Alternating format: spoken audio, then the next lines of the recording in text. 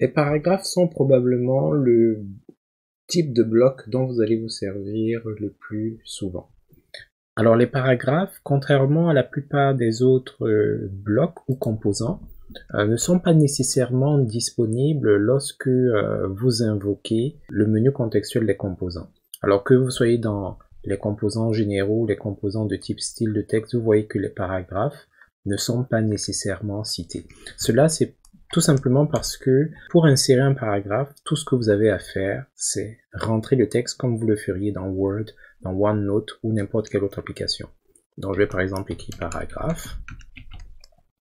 Et vous pouvez juste saisir le texte, mais vous pouvez également le copier, coller à partir d'une source externe, un autre site web, un autre document Word, etc. Et juste venir le coller à l'emplacement désiré. Il est important de comprendre que si par exemple, comme ici, j'ai copié du lorem ipsum, il y avait 1, 2, 3, 4 paragraphes, donc j'ai copié 4 paragraphes, et ben chacun de ces paragraphes sera considéré comme un bloc. Donc ici, oui, on a un paragraphe, mais on peut considérer que c'est un bloc paragraphe ou un composant paragraphe. En voici un autre, en voici un troisième, en voici un quatrième. Même paragraphe qui est là, c'est un bloc. Comment est-ce qu'on sait que c'est un bloc?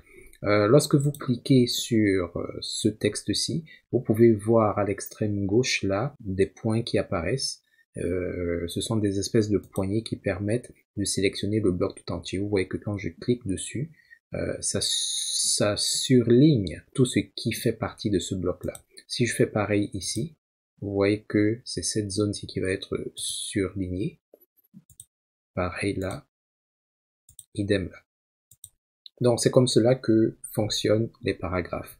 Nous reviendrons un peu plus tard sur les opérations qu'on peut effectuer sur les blocs, mais sachez de manière générale, comme c'est le cas dans beaucoup d'applications de Microsoft et beaucoup d'applications tout court, que plusieurs opérations pourront être disponibles à partir du clic droit.